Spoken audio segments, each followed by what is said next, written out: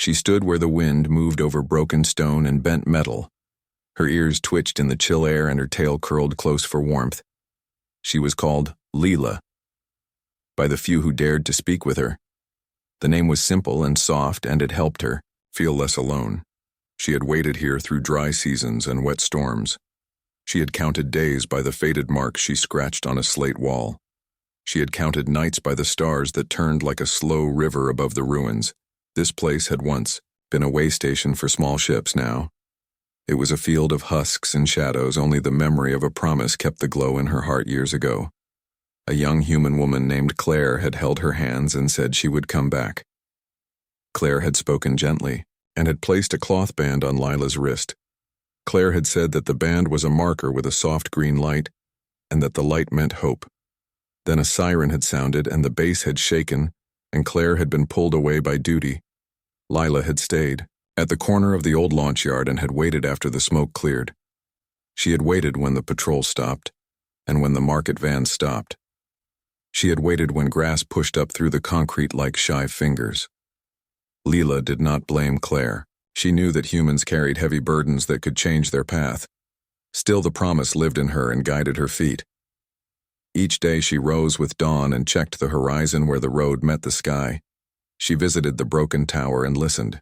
To the wind inside it she gathered small scraps of wire and ribbon, and she made charms to trade with travelers. She kept a little shelter under a tilted wing where rain could not reach. She learned to drink dew from leaves and to find sweet roots by the scent of warm soil. A rumor spread that the ruins were haunted by a fox spirit, but the brave soon learned the spirit was only a quiet girl with long ears and a careful smile. Some gave her water. Some gave her news from the towns. Some asked why she stayed when no one came for her. She would answer in a soft voice that a promise is a kind of bridge. A bridge stands even when you do not see the people on either side. A bridge waits with patience because it knows the feet will return. And a gray morning, a convoy rolled past the ridgeline. Dust rose and settled like a low cloud. One van sputtered and stopped near the broken arch. From it stepped a small team of aid workers.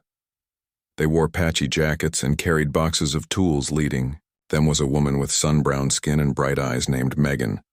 Megan walked the ground with careful steps and spoke with the field tech named Lauren, and the driver named Paige. Lila watched from the wing shadow, and her ears lowered with caution. Megan called out that she did not wish harm. Her voice carried warmth that felt like a campfire. Lila stepped forward, and Megan smiled with relief. Megan said they were mapping old sites and digging for salvage to help the valley towns. She said they could trade food and ceramic filters for clean water. Lila guided them to the tower and showed a safe path past loose plates and hidden drops. Megan thanked her and asked for her name. Lila answered, and the sound of it made her chest feel light. The team set up a small station near the arch.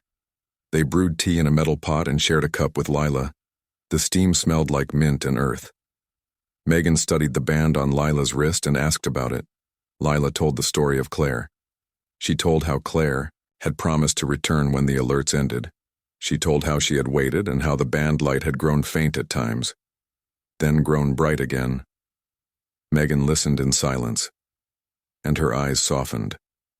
She said she knew Claire from training years ago. She said Claire had been posted far away after the crisis and had lost many friends. Megan said she had not heard from Claire in a long time. Leela felt the ground tilt under her. She clutched the cloth band and breathed slow. She said that even if Claire never came back, the promise still mattered. She said the promise had taught her to hold steady and to be kind to strangers. She said that humans were not perfect, but they could build trust like a lighthouse in a storm. Megan nodded and said that this was the heart of humans at their best. She said that humans fall but they rise for one another. She said that human hands can be rough, but they can make gentle things like bridges and lighthouses and cups of tea. The team worked through. The day Lila helped lift panels and sort parts, she showed them where the ground was soft and where bees liked to rest in the late sun. Megan offered to bring Lila to the valley for medicine and shelter. Lila thanked her, but said she would stay. While the band still glowed, Megan did not push. She respected a vow because she knew the weight of such things. As afternoon faded, a storm rolled over the far hills. Wind shook the reeds by the old drainage line. The team packed gear and covered crates. Megan said they had to reach the ridge before the road turned to mud. She looked at Lila and said they would return in 2 weeks. She pressed a small radio into Lila's hands and showed her the call button. She said it was for safety. Lila accepted. Megan reached out and squeezed her shoulder, and then climbed into the van. Lila stood alone again and the sky darkened.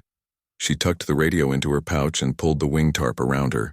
The first drops fell, and then the rain came hard. She listened to the drum of water, and to the slow beat of her own heart she thought of Claire. She remembered the way Claire had laughed when a strip of tape stuck to her hair. She remembered the way Claire had drawn a map in the dust and promised to follow it back. Lila whispered that she was still here. Overnight, the storm passed and morning rose clear and cool. Sunlight warmed the stones and sent thin steam rising. Lila walked the perimeter and checked for loose debris near the road. She found fresh tracks from a single vehicle. She followed them to the arch, and there she stopped, her ears lifted at the edge of the yard. A small rover sat with its engine ticking beside it.